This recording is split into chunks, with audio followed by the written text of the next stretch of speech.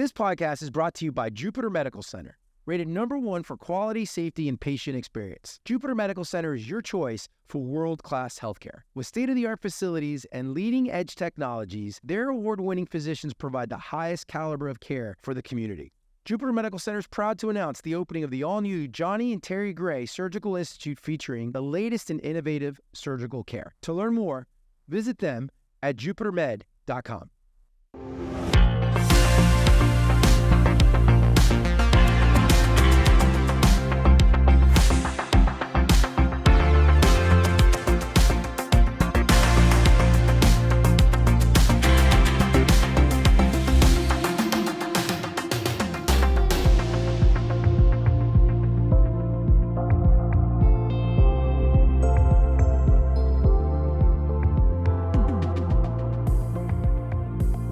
All right, welcome back to another episode of the Palm Beach North podcast brought to you by our friends at Jupiter Medical Center. My name is Noel Martinez, and today I am so excited to have my girl with us here today, Ann Marie Sorrell. She is an award-winning business leader, global influencer, and a passionate advocate for women, minorities, and our environment. She's an amazing businesswoman, president and CEO of the Mosaic Group, and founder of Canabisica, which we're going to learn a little bit more about here in a little bit. And she was elected to serve as supervisor for Palm Beach Soil and Water Conservation District. She serves as their chair, was the first Black woman to serve on this for the district. And we're going to learn a lot about that. So I know she's super excited about it. Ann Marie, welcome to the show. Thank you, Noel. I'm so excited to be here. We were laughing so hard just before we started. Yes. Oh my God, we couldn't get going. Right, but I'm trying to be serious right now. Oh, we can't be serious. We got to be us. So for those people that don't know you, you are Palm Beach County girl. I know you weren't born here, right? But you were raised here. So let's talk about where were you born? Where'd you grow up? Let's talk about you as a kid. Oh man, so I think I'm a country girl all the way around because I was born in St. Ann's Bay, Jamaica, which is the country. And I grew up in Pahokee, Florida. So my grandfather worked for U.S. Sugar. He started out in the cane fields and worked his way up. And he brought our family here from Jamaica. I was just 3 years old. And so that's how we ended up in Pahokee. And To work, he worked in the sugarcane fields in Jamaica, came here to work. Yeah, but he worked in the sugarcane fields in Jamaica, and then he came up as a contract worker here in the U.S. To cut sugarcane. Yeah. And what were you like as a kid? Were you the same type of strong, funny? I was sweet. My family and my aunts particularly would describe me as this sweet little girl. My mom, on the other hand, would describe me as rebellious. Like, I just went against the grain for everything. Like, don't turn on the stove while I'm at work. Okay, well, I had to make my grilled cheese sandwich. I was like 9. Don't go outside until I get back home until, whatever, or, you're on punishment or whatever the case was. And I always found a way to just break the rules. It wasn't a good thing, but it was like I wanted to be with my friends. I wanted to do this. And it was just kind of like, well, what's the worst that can happen? She can whip me. That's all. She just give me a little beating and I'll just cry and get over it. I call that leadership. I call that leadership, man. You just strong leader, man. What about siblings, brothers, sisters? Oh, yeah. Yeah, I have a total of 7 siblings. Wow. Yes. You remember all their names? Yes, I do. I do. I'm the youngest of 8, so it's 8 of us total. I'm the youngest. And we didn't all grow up in the same house together. So that made it very interesting. Initially, I came here with my mom, just me and my mom, and, was here with my grandparents and my aunts and uncles. And so I kind of always wanted that, like, family. Was like, well, where are my sisters and brothers? But they were in Jamaica. And so eventually 3 of them came to the U.S. Then one was in Connecticut. And then the other 3 older ones, 2 of the 3 older ones eventually came to the U.S. But we didn't grow up in the same household. So it was very interesting meeting them along the way in life. But we all have a really good relationship and a close bond now. What about your mom? You've mentioned your mom a couple times. What was she like? Oh, my mom was strict. Was she? Anyone who knows Caribbean parents, oh my gosh, strict. And it was, always about get your books, learning. staying out of the streets. And she's very entrepreneurial. So although she works like she is like the epitome of the Jamaican on In Living Color, like 5 jobs. She worked 3 jobs and she had like 2 side hustles. Like she sold Avon and then she sold clothes and shoes and food to the farm workers at the time that used to come up from the Caribbean and other places. And so that's how I kind of got my entrepreneurial spirit. So I would say that I've been an entrepreneur since I was 11 because my mom had us out there literally selling shirts and clothes and Avon right along with her. And then one day she gave us our own money to buy our own product and sell it and save part of it, go back, buy some more, and then use the rest of it, which I use for doll clothes. And so and so that's how she raised us. But very strong woman. She's my rock. She's still here she lives in Riviera Beach. Oh, she's right around the corner. She's right around here. the corner. Yeah. And so I love her to pieces. Normally wherever you've seen me, you've seen her at many events and things. But as of late, she doesn't get out as much as she used to. But yeah. Well, speaking of entrepreneurship, right? Mm-hmm. You have 2 businesses. So let's start with the Mosaic Group. Yes. Right. Talk to us about that. What is the Mosaic Group? Well, we are a full-service marketing, advertising, public relations, community outreach and engagement agency. Started this year is going to be 19 years. That's awesome. Congrats. Yes, thank you. So started 19 years ago, initially working with nonprofit organizations, planning their fundraisers and charity events, and then eventually tapped into the government space. And so we work with various government agencies from municipalities to counties, school districts, state government, and we help them with any type of awareness campaigns or branding initiatives or PR initiatives, crisis communications, emergency management. But we also work in healthcare. We work in transportation. We work in real estate development and infrastructure. And we help with any type of community engagement and getting people to be aware of projects or to buy into projects or to understand the benefits of certain projects, or it could be projects that may not be so good for communities that we need to create awareness about. So it really varies, but we do everything from branding to traditional and digital advertising, grassroots engagement and partnerships. So yeah, real proud of the work that we do. So you work with some municipalities. So give us an example of a project one of your favorite projects that you've worked with the city to help get the word out. Oh man, gosh, I have so many. So favorite project, I would say more recently, we helped the city of Miami Gardens build the first virtual city in the metaverse. What? And yeah. That exists? Yeah, absolutely. And, okay. And so they wanted to do something different. We were branding the city and creating a marketing campaign for the city. So we did the usual marketing campaign. It's where you want to be. We did the website, a destination website. But we said, well, what if people could experience Miami Gardens or see, all the great landmarks in Miami Gardens from anywhere in the world? And so we built like these 10 landmarks in the metaverse that people could go in through an app and experience and, walk around, create their avatar. And so we're waiting to build phase 2. Right now, we're working with the city in their strategic plan. So once we get through their strategic planning phase, we'll be able to hop into the next phase of that. But bringing technology, bringing things that's fun, different, out of the box, that's what really helps. And I would say more closer to home. Right now, we're working with Palm Tran, and we're doing this Let's Get on the Bus challenge. And we have challenged community leaders to become transit champions, to really be a champion of public transit and all of the benefits that it has to offer, especially for our environment. And so that's a campaign that we just kicked off last month.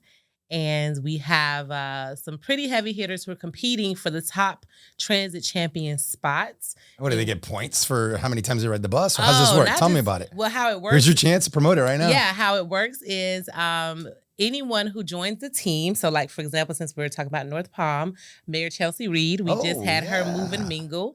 Anyone who joins her team or any of the other transit champions teams, the more they ride, the more points that particular champion gets, and that champion gets on the leaderboard. And eventually at the end of the challenge, that champion will be the winner.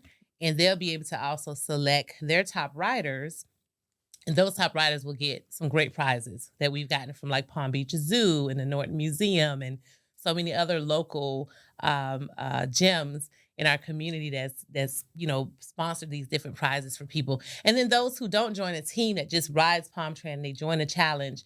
We also have those individual riders that there's a leaderboard every week, and we've already awarded, I believe, 5 local community members different prizes for being the top rider for that week. So it's really a way to promote local transit, to get people from out of their cars commuting every day and cutting down on that carbon footprint, but also a way to, you may never know who you might meet in that commute. So that's why we call them like move and mingle. So get out there, move on local transit, mingle with your community people, and you never know who you might come across. As a matter of fact, one rider was in college at Palm Beach State College who got a chance to meet Mayor Reed a couple weeks ago, and she was so inspired by the mayor. And she was like, well, I want to be a future elected official, so this is great. I get to actually meet one in person. Oh, wow. That's great. It was such a great story. Yeah. So wonderful. And it was just unplanned and organic. Well, we're all about Palm Beach North, so go out there and sign up on Mayor Chelsea Reed's team. We got to make sure Mayor Reed wins this competition. We're just a little bit competitive up here in Palm Beach North. So you talked a lot about your clients, right? You work with the private and public sector. Yes. I'm sure there are a lot of like common issues that your clients are having, right? Mm-hmm. What are some of those issues? Well, of course, visibility is always a challenge. Visibility for, whatever the initiative is. I think for a lot of the work that we do, because it's so impact-based, community-driven, it's really getting people to care about those types of issues and to take a moment to stop and take action. Because if we're talking about like transit, for example, or we're talking about education or any type of economic development, or a project that's about to happen to improve your community, what's the economic impact? So how do we get people to stop and pay attention to those very issues that are around us every day? That is probably one of the biggest challenges that our clients have. And so we have to come up with creative ways and creative messaging and creative visuals to really engage people and really get them to take action or really get them to pay attention. So let's go back to the beginning of this. So where did you get the idea to start the Mosaic Group? Mosaic Group, excuse me. Was that just, obviously it's probably started with one little account, right? And then it grew to another one. At what moment did you were you like, oh my God, like this is a legit big business right now? Yeah. Do you remember that moment? Oh, well, there's a few different moments. So the idea came, this is going to be interesting, but the idea came when I actually worked for a couple of real estate developers, and I was working on my master's degree, and I got laid off because I wouldn't come to work because I wanted to take my mom to her doctor's appointment, and it was my day off. So it was more reasons behind it that the current manager wanted a particular role that I was also being considered for. Mm-hmm. So it was a great way to eliminate me. Well, with that comes opportunity, right? Absolutely. And so I was so upset and hurt and just all of that. And so I said, you know what? I've always wanted to be an entrepreneur. And I was like 24. So, I had just finished my MBA, and I was like, you know what? I'm going to take this leap of faith. I had been volunteering for several community organizations, from the Urban League to Urban Youth Impact to several others. And I was like, one of the things that I've done well is do events and bring people together and connect people. And so I started out doing that, and I brought in a couple of people with me to say, hey, would you be my partner? Would you, join forces? And, some stayed, some didn't, as partnerships go. Mm-hmm. It's business. It's part of business, right? Yeah. Exactly. Mm-hmm. And so, but what it always came down to is my passion for community. And so nonprofits were like my first couple of clients. So the Arthur R. Marshall National Loxahatchee Wildlife Refuge was one of the first clients. And also here in North Palm was Viking Yachts, who had just opened up Riviera Beach Maritime Academy. And I'll never forget her. My good friend, Ethel Williams, was the attorney for them, and said, hey, there's an opportunity. You just started this company. Here's an opportunity for you to create some marketing strategies and materials for the school. So her and then Nancy Marshall, who we met through, I was on the board for Girls to Women, and she was doing a photo project to get girls, particularly young ladies of color, to come into nature and a wildlife refuge and, do this photo competition. And so she reached out to me and was like, hey, what about Girls to Women? And so that's how I met her. And then she was like, oh, you have a marketing company? Well, we're trying to raise money for this visitor center. And I won't tell you how much we got paid for working 18 months. Let's just say people in China probably got paid more money. It's just, you got to start somewhere. But you know what? We took it on. It's a passion project. It was a great passion project because we raised more money. Like we literally raised $1 million+ for the new visitor center. That's amazing. We had the largest turnout for the groundbreaking. We had every county commissioner and congressional representation, which the Fish and Wildlife officials was like, we've never seen this. We had like 300 people at a groundbreaking for the wildlife refuge. I mean, it was crazy. So you would do that. You could pull that off. So on the very shoestring budget, we pulled that off. And so it was a great moment of success, and it really showed that this was a legit business. And I would say the next claim to fame was ABC Extreme Makeover. I was moonlighting still with another developer who had gotten selected to do a build in Riviera Beach for the Rainford family. And so I was like, hey, this is a great time for me to use my company. I don't build houses, but he had no one to handle logistics and working with the producers and getting volunteers and getting donations. And so literally handled all of that. And we had to keep it a secret for 2 weeks. And so that's when I really knew, like, oh yeah, I got this. Because it was such a huge success. And so many people came together that I had known in the community that just said, hey, yeah, Ann Marie, I got you what you need. And so that just also shows the volunteer work that I had done and the network that I had built prior to starting my business. All about relationships. Absolutely. Yeah. Absolutely. Yeah. So let's talk about Canabisica. Yes. Right? Another company that you've started. Tell me about it. What is it? So Canabisica, I started in the pandemic, 2020. And it is, and I didn't know it was going to be a pandemic. The idea came long before that. But it's a organization I created to provide education training for entrepreneurs, as well as those aspiring entrepreneurs who want to either start or expand their business into the cannabis sector. Mm-hmm. And so why was this important, right? When we legalized medical marijuana in Florida in 2017, I did not understand anything about the plant, even though people jokingly be saying, well, you're Jamaican. You don't partake? No, I don't, because I knew not much about the plant. Mm-hmm. And so I wanted to understand the economic opportunities around medical marijuana. But when I started to research or try to get into places and go to events or get the doors open, there were not many doors for women, and there were not many doors open for people of color, especially here in Florida. And so I'm a believer of, if there's a need, then why not create a solution for it? And so that's what Canabisica does. It creates a solution for people to get the proper information, the proper education, training for the industry, as well as business as well. Because we would also see that people would have a business idea, but they have no business savvy. They have no business acumen of how to start, run, or manage, a business or even scale it. Mm-hmm. And so that's what we do. We bring together different experts from the industry as well as from the business world in general. We have a business incubator program that's a 16-week program, and we go through everything from Cannabis 101. So what's the origin and history, all the way through the science, all the way through the different opportunities from hemp, medical, adult use, which is on the ballot for Florida as of last Monday. Yep, I saw that, yeah. So hopefully that will bring out some voters. And then, not only those opportunities, what pitfalls do you avoid? What are the laws of the land? If you're out here making edibles and selling them in Florida, for example, and you don't have any license, well, you could still catch a felony. And so how do we educate people to get into the business the right way?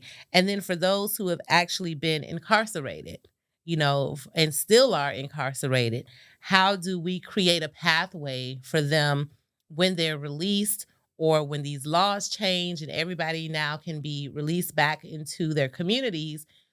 What's next for them, right? How do we create a pathway for them or their families who've been impacted, right? So it's a very comprehensive ecosystem that we're building. We're not just here in Florida. The pandemic allowed us to operate virtually right out the gate. So is this 100% virtual? Everything is virtual? Yeah, all of our courses we have on demand as well as live courses, but they're all online. So you can be anywhere in the world and take our incubation program or any of our on-demand classes. And then we also have networking events. So we do a monthly webinar. We do a monthly book of the month where we have a featured author. We have our Cannabis Cafe where we go over hot topics, and it's our leads exchange group. So you can access it anywhere in the world. And we have an upcoming 6-city roadshow kicking off in May 30th in Fort Lauderdale. It's going to be our Florida stop. And then we're going to Canada, New York, Arizona, Jamaica, and Chicago. Wow. After that. Yes.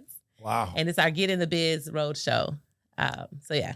Get it. So how do you get the word on that? I mean, obviously, how to get the word out on anything, but how do you get the word on that? Like, how do people find out more information on this? It's a bit more challenging because of the regulations. So is it regulated? Like, you can't just market it? Oh yeah, we can't just put out a social media ad. We can't just See, I didn't know that. Yeah, so that because it's still federally illegal. Mm-hmm. We can't just market the way you market everything else. So it's very grassroots. It's through different organizations, associations. There is cannabis media outlets out there. So like, for example, here in Florida, you have Cannabis News Florida, with Charles Felix. He also used to do the hospital news. Okay. He still does it.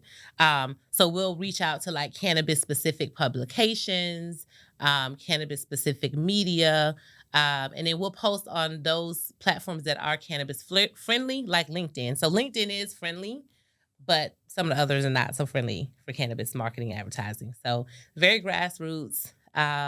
Got to just kind of know some folks and just push it out there. Oh, yes. So how is that? What's that industry going to look like in the next 5 to 10 years? Ooh, well, it's projected that by 2032, that the global industry will be revenues of about $212 billion. Do we have any numbers here in Florida? Do we have those numbers? Florida is has become the number one state for medical marijuana. Why is that?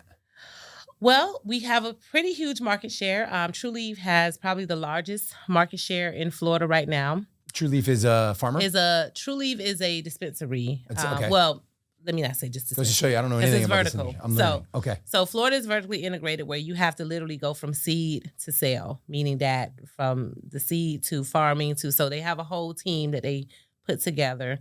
And then the sale part is TruLeaf as the ultimate, retailer. Mm-hmm. So they are one of the largest retailers with over 100 locations in the state. Okay. I would say next to them is probably Curaleaf. And then, of course, there's Sunnyside, Vita, and so many others that are popping up. If you just look on Okeechobee Boulevard, you'll see like a ton of them. Yeah. But Florida has a lot of possibilities for cannabis. Number one, from a destination and tourism standpoint, because we have all the other great things of tourism. Mm-hmm. There's opportunity. There's definitely going to be more opportunities for the dispensaries that are now medical to convert to adult use. The challenge that we have to be prepared for is that for sustainability purposes, medical is where it is, right? Because we have to look at the plant as medicine first. Mm-hmm. And we want to make sure that people that consume are getting their plant from places that they know where it's coming from, they know where it started, to where it ends on the shelf, right? So that's super, super important, especially for new consumers who consume cannabis for medical purposes. And even those adult use, recreational, whatever you want to call it, but it's really adult use, they consume because they're either stressed or because they have anxiety or other undiagnosed conditions, but people don't look at it that way. So we want to really change the perception around cannabis to say that, people consume normally because it's some type of medical condition related. Again, whether it's stress, anxiety, et cetera, or it could be pain, cancer survivors, so on and so forth, like so many other reasons, right?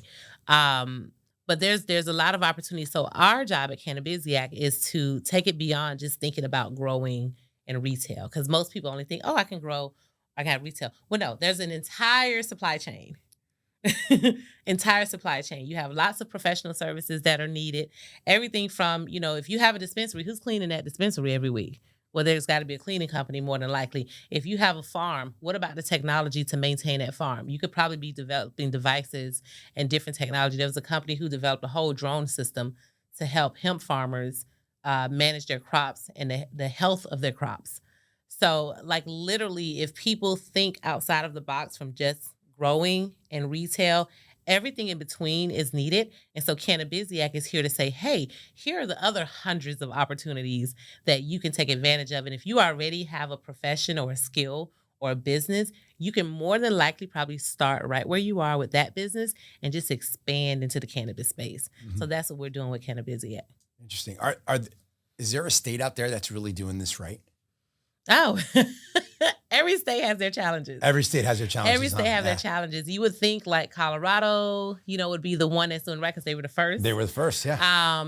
Or California, but every state has its challenges because there's no, nothing has been, what's the word I'm looking for? Where everything's the same. I don't know why I can't think of that word right now. But equal. Everything's equal. Yeah. So every state tax is different. Yeah. And so because people, some legislators in some states are looking at it as, oh, this is just a money grab. They don't care about the fact that this is really helping people and impacting people in their health. They're just like, oh, this is a money grab, so let me put a 35% tax on this. Well, that retailer or that farmer has to now say, well, who's going to absorb this cost? Is it me or the consumer?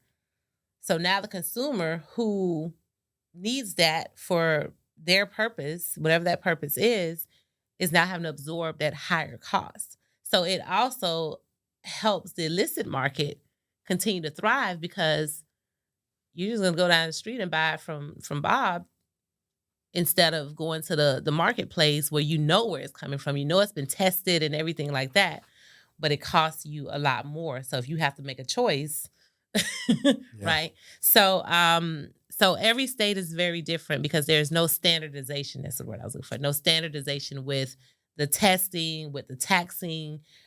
So when federal legalization happens, I think that will bring stability. That will bring stabilization. It'll bring in different standards and compliance measures that everyone will have to apply to, unless the federal government decides to leave it up to the states again. Then we'll still have this whole, free for all out here. Yeah, which isn't good for anybody. No. Yeah. All right. Well, we could talk about that all day long. All day. Because I don't know much about it, so it's interesting to me. But So you are an author. I am. You've written 2 books. Yes. And 2 very different books. Very. We were talking about this earlier, right? So the first book, No Glory Without a Story. It's stepping out on faith to birth the business within, which is super cool. And then the second book is Chronicles of a Serial Dater. Yes. Sounds like they're very different. So talk to me about the books and what inspired you to write the books. All right. So we'll start with No Glory Without a Story. So I was actually asked by a publisher to join a group of authors who are successful business professionals here in South Florida to write this book, No Glory Without a Story. And so each of us had a chapter to contribute. And so it was a great way for me to just share my experience as an entrepreneur and some of the tips that I have learned along the way, the ups and downs, the challenges. I think a lot of times people they see what you put out on social media, but they don't understand what happens in the back end. They don't understand Yeah. the blood, sweat, and tears, literally, Mhm. that happens, or the challenges that we face as entrepreneurs. And so the book No Glory Without a Story really gives a glimpse into the life of myself and 14 other entrepreneurs.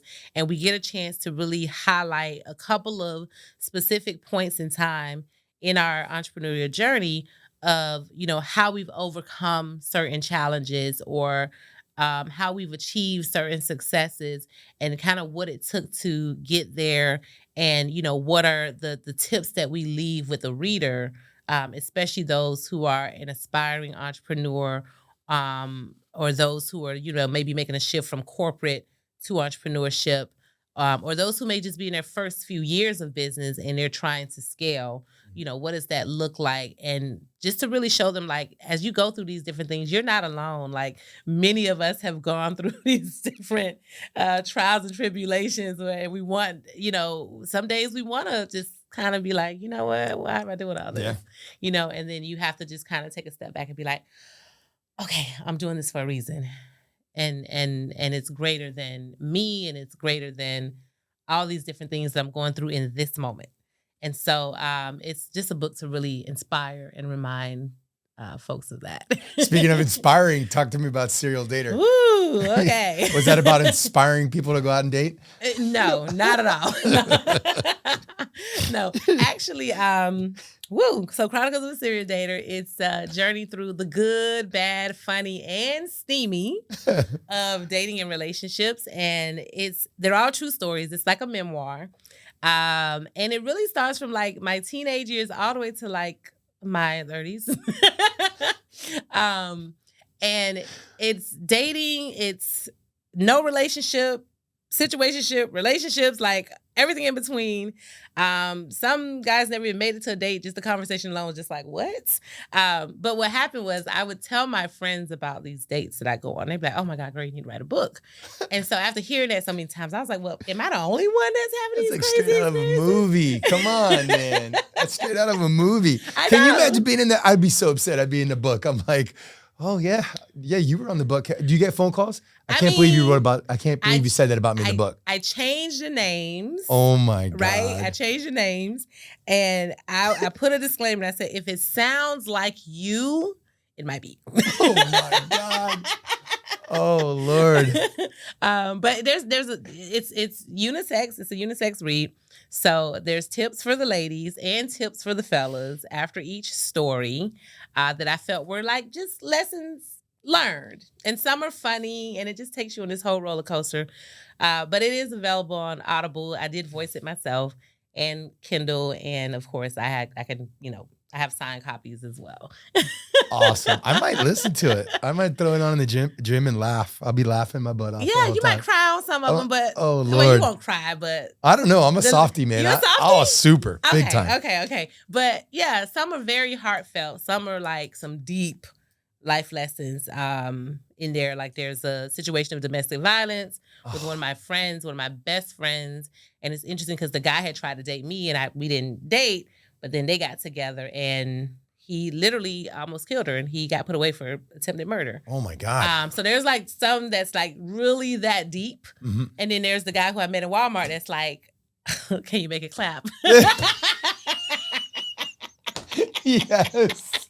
That is a first on the Palm Beach North podcast. Yes. Oh my God. That is a first. It is great. Oh my God. I knew we were going to have one of these moments. I knew it. Thank God. All right. So let's go right into this elected official position. Really? Yes. Before it gets uncomfortable in here. So you were elected to be supervisor for Palm Beach Soil and Water Conservation District. A lot of people don't know what you guys do.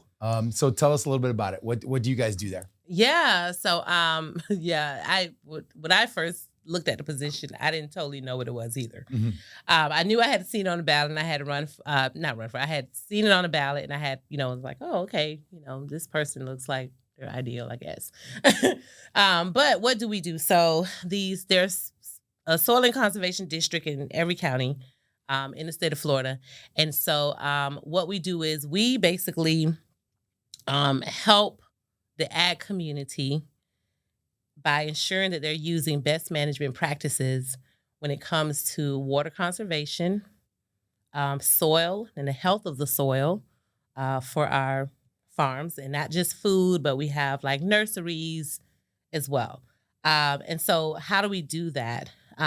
We actually receive funding, whether it's through grant or through FDACs and other entities to provide irrigation type faucets and things like that. Mm-hmm.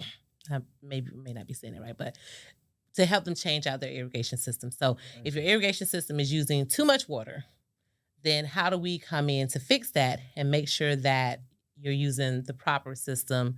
And if you don't have the funds to change them out, especially our smaller nurseries and farmers, then we go in and help them change those systems out. In addition to that, we have a best management practices like standards that we provide to the ag community to ensure that they're following those standards as it relates to like fertilizers in our soil, for example, soil testing, things like that. Even from, we have a dry season, a wet season, how much water is consumed during that period of time. So all of that is provided to the ag community. And so we also have grants where we educate young people on some of our natural resources here in Palm Beach County. So Mounts Botanical Gardens, the Wildlife Refuge. We take about 600 to 800 students out a year to experience and learn about those natural resources that we have here in Palm Beach County and why they're so important and why they should be protected. And we teach them about other parts of the Everglades and other things like that. So quite a few things. So you are the first person of color to ever serve. Yes. On is it not a council, but it's just called it's a board. It's a board. It's serve a board. On the board. Yeah. And the first Black woman yes. to ever serve on there. That's got to feel pretty cool. It's pretty cool, yes, because a lot of times people of color are not represented in the environmental sector. Why is that? Well, I think it's number one, not saying that it's not important. I think it is important to us, but a lot of times that information doesn't always flow to communities of color in the same way. The network doesn't flow in the same way. The only time that, I don't want to say the only time, but most times that we're involved is because there's some type of environmental justice issue, right? There's pollution. There's somebody wants to put a recycling plant next to this home that's a low-income community. Yeah. So oftentimes we're entered into the conversation when it's an issue that is now impacting the health and safety of that community. Which is not a good thing, right? We should be a part of the conversation when ideas are being conceived. We should be a part of the conversation when we're just talking about how we as humans protect our environment. And so I wanted to step up and be a new face, a new voice for those who are concerned, because all people are concerned about the environment. Right. However, sometimes we're just not asked. Just like with things that, you weren't invited to the party. Yeah. You weren't invited to that environmental conversation. And so it seems as if, people of color don't want to participate or have no interest. No, we just weren't invited to the conversation, or we weren't invited to the opportunity, So I think it's an opportunity to change that perception, to change those conversations and make sure that that more people are invited to participate. That's representative of the whole community and not just, certain segments. So we're going to talk a little bit about some empowerment initiatives that you've been involved with, but I do have one more question about the board. Yeah. Why is agriculture so important to Palm Beach County? Wow. It is. I know why, but I want our listeners to hear this. Agriculture in Palm Beach County is our second largest economic engine. It's a $1.9, I believe, billion industry. It is also the second largest economic driver for the state of Florida. next to tourism. So when we talk about what moves this county, what moves this state, it's agriculture. And so it's so important because we're not just talking about livestock. We're talking about our produce.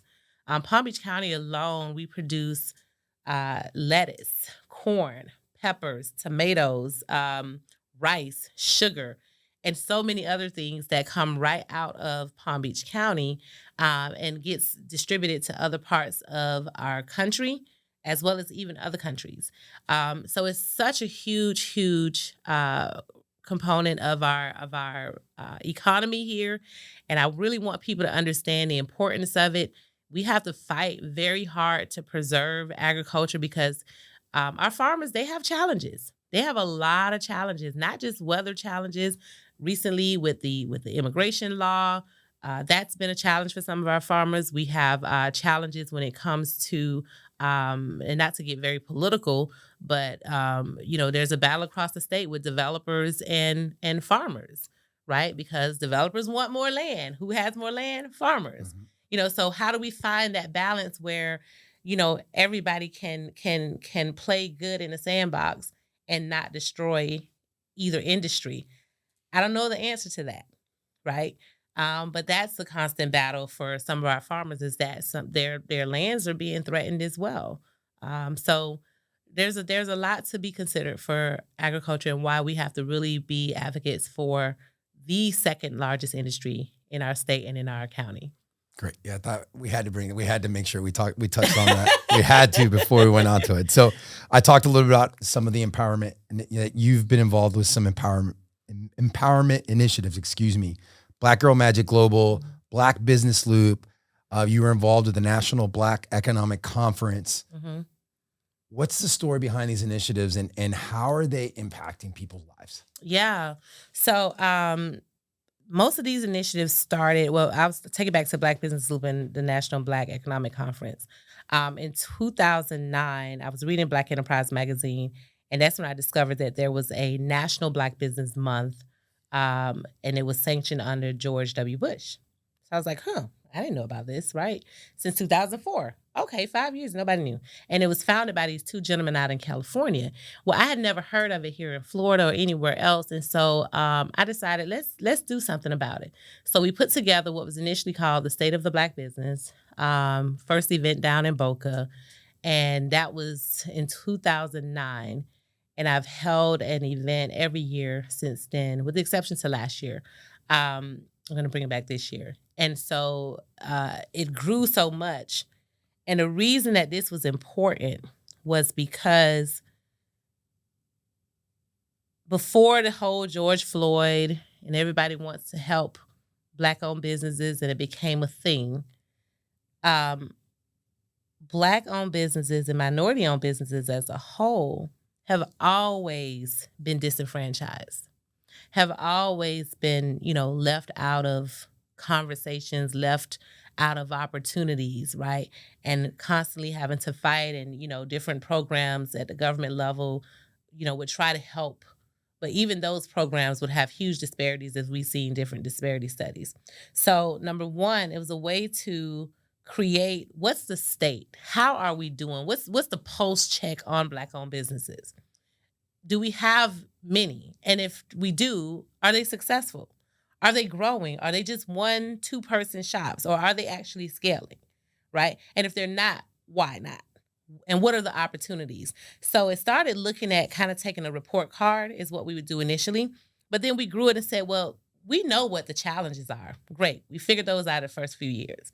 What are the opportunities? So every year we look at what are the emerging industries? What are the emerging opportunities? For example, when the infrastructure bill was being looked at, we had someone from the federal government come and talk about infrastructure, right? We look at global opportunities. How do you do business, not just in the United States, but in the Caribbean, in Africa, in Europe? What does that look like? And so we bring those different opportunities to the forefront for Black-owned businesses who may not be a part of these conversations because they may not be involved in a chamber. They may not be involved in the BDB or whatever else is happening that they can get this information. They just may not have the time because they're running their shop, right? Mhm. So that's why that was created, and it has helped. Every year we have close to 200 people participate.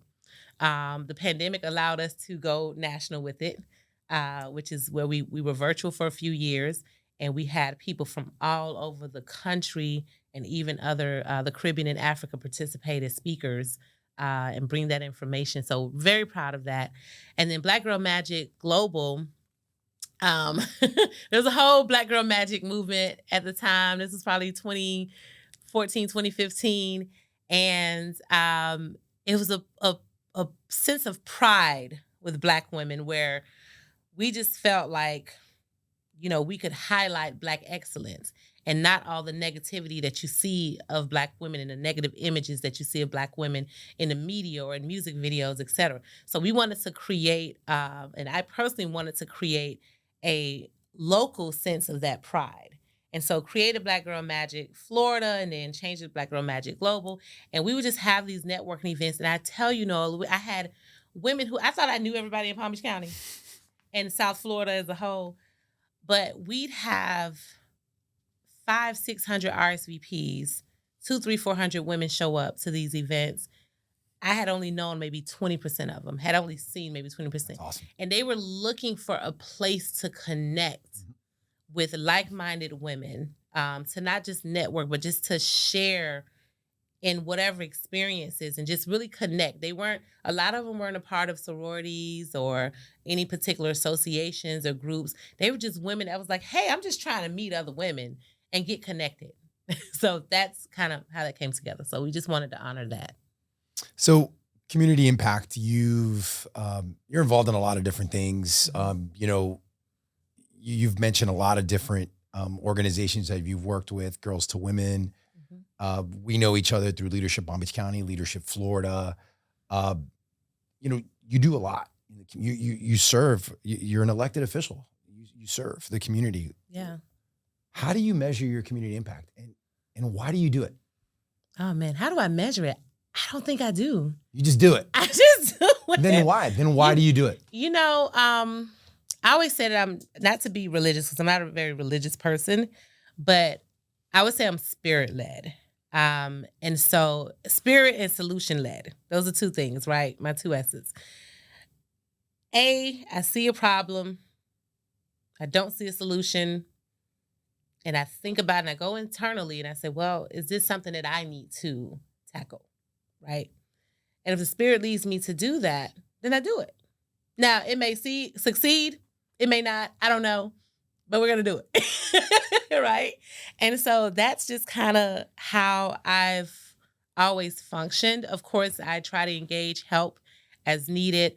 But I just have a passion for community. And I'll tell you why I have a passion for community.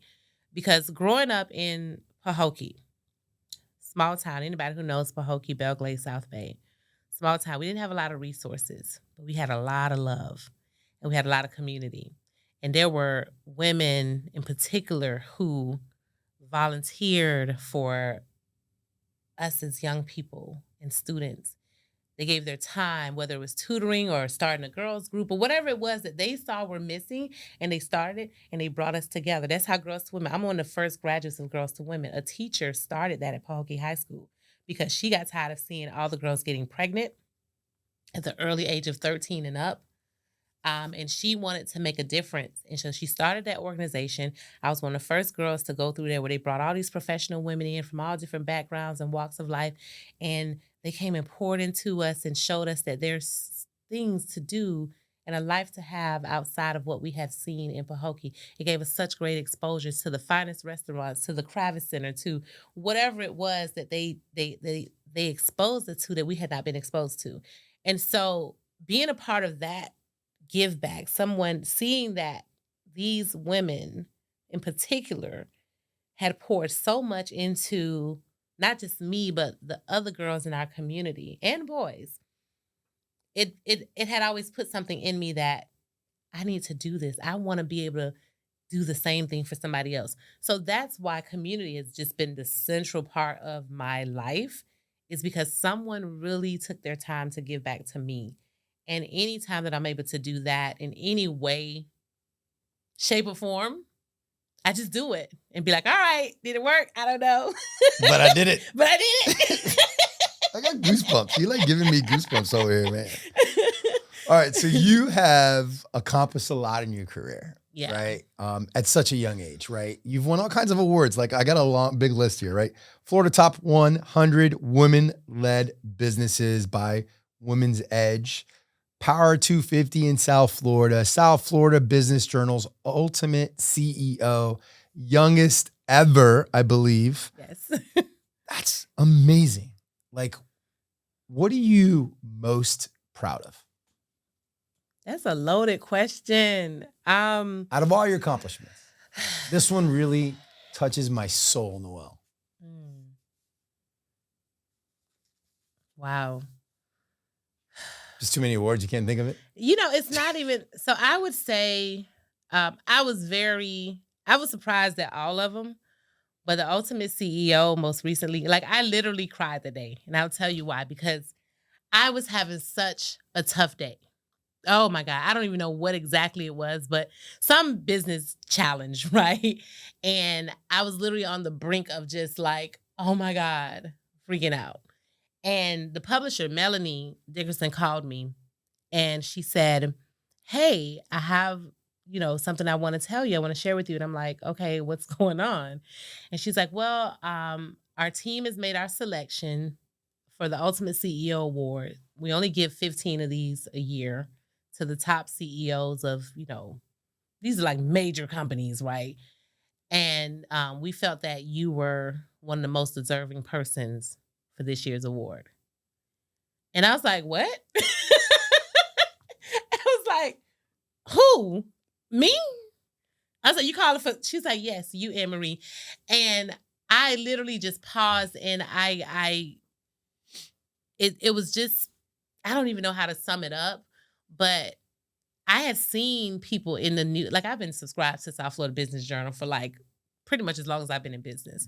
So I know like the Carnival Cruise Line and and I'm looking like me, you're selecting me. Not one of my clients. Not one of my clients. You sure you called the right person? And she was just like reinforced, like, yeah, it's you. Like, and I literally just like tears just flowed from my face because it just felt like such a good yet surreal moment because I'm just doing the work out here. I'm just doing the work. And somebody's watching, somebody's paying attention. And I was so appreciative and grateful.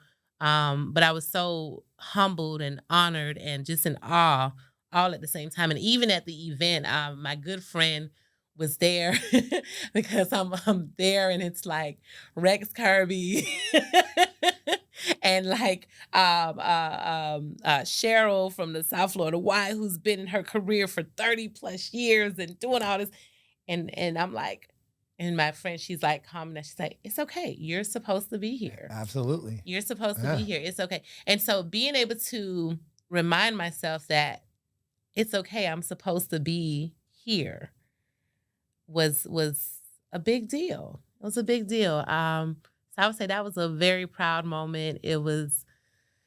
I didn't see it coming ever at all, anytime soon. I thought maybe like, okay, maybe 10 years from now, they'll recognize me.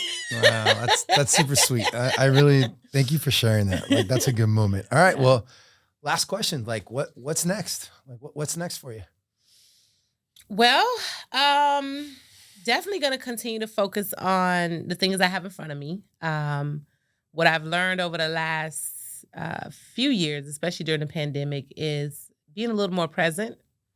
And so really focusing on my two companies and growing those.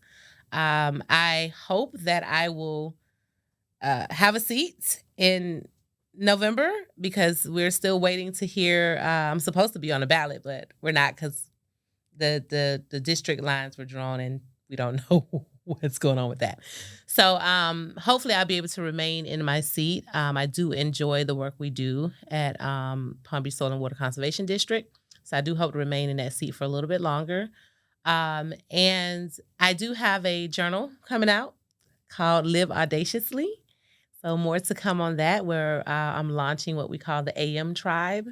And it's not the Ann Marie Tribe. It's actually the Audacious Movement Tribe.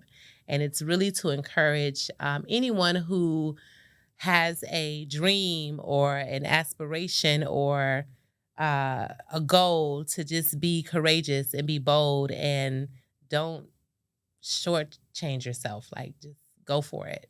Because that's how I've just lived. I just go for it and figure it out later.